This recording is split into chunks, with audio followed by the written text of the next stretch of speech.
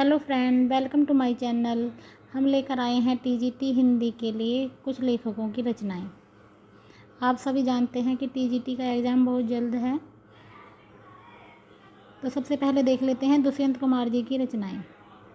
काव्य संग्रह हैं इनके साए में धूप, आवाज़ों के घेरे, जलते हुए वन का बसंत, सूर्य का स्वागत। ये दुष्यंत कुमार जी के काव्य संग्रह हैं। एक कंठ बिस्पाई, ये इनका नाटक है। छोटे छोटे सवाल, ये इनका उपन्यास है। आंगन में एक वृक्ष, ये भी इनका उपन्यास है।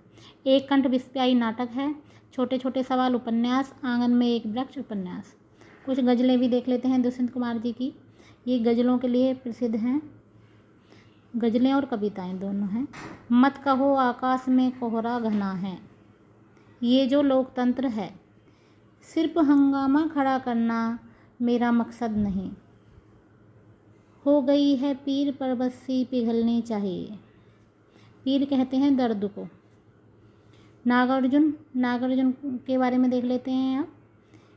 हिंदी कवि नागार्जुन, काव्य संग्रह उनके यात्री, पत्रहीन नगनगाछ, सतरंगे पंखों वाली, खिचड़ी विप्लव देखा हमने, भस्मांकुर, अकाल और उसके बाद, ये इनके काव्य संग्रह हैं। अब देख लेते हैं इनके उपन्यास। बलचनमा, इन्हें बाबा नागार्जुन नाम से भी जाना जाता है। तो इनका उपन्यास बलचनमा, रतिनाथ की चाची, नई पौध, उग्र तारा, वरुण के बेटे, बाबा बटेश्वर नाथ। तो ये इनकी रचनाएं हैं, यानी उपन्यास हैं। अब देख लेते हैं प्रेमचंद जी की कुछ रचनाएं। सबसे पहले इनका जन्म आप सभी जानते होंगे 1880 में, और इनकी मृत्यु 1936 में। कभी कभी मृत्यु से और जन्म से भी क्वेश्चन आ सकते हैं। तो देख लेते हैं इनके उपन्यास। और उपन्यास केवल देखने नहीं है कि हमको याद हो कि किसके उपन्यास कौन से हैं, हमें उनके बारे में जानकारी भी हो कि किस उपन्यास में क्या लिखा हुआ है, किस पर आधारित है। सेवा सदन, प्रेम आश्रम, रंगभूमि।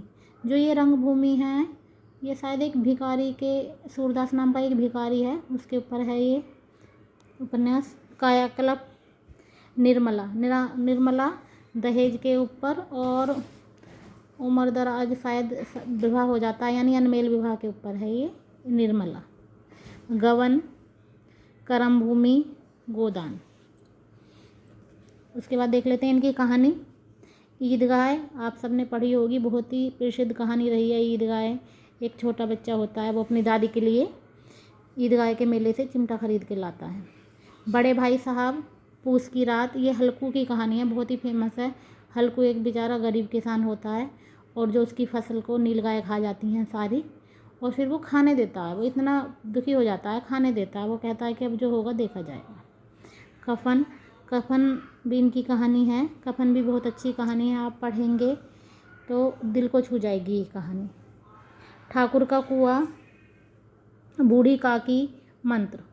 मंत्र भी काफ़ी अच्छी कहानी है। मंत्र में एक डॉक्टर होते हैं और एक बूढ़ा गरीब व्यक्ति होता है, इस तरह से स्टोरी है। अंत में क्या होता है, वो बूढ़ा व्यक्ति डॉक्टर के बच्चे को बचाता है, लेकिन डॉक्टर जब समय होता है तो उस व्यक्ति के बच्चे को नहीं बचाता, मतलब देखने से इनकार कर देता है। पंच परमेश्वर, ये पंचों के फैसले पर आधारित है कि जब किसी को पंच का दर्जा दिया जाता है तो उसके अंदर भगवान का वास हो जाता है और वो सही फैसला ही लेता है। नमक का दरोगा, शतरंज के खिलाड़ी।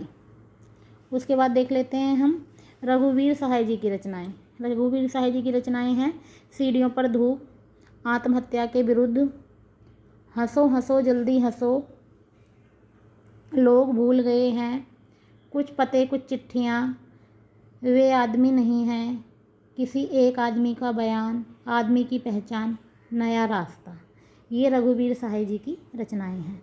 मैं आपके लिए ऐसे ही रचनाएं लाती रहूँगी। अगर आपको मेरा ये प्रयास अच्छा लगता है तो प्लीज़ मेरे चैनल को सब्सक्राइब कीजिए, वीडियो को लाइक कीजिए। धन्यवाद।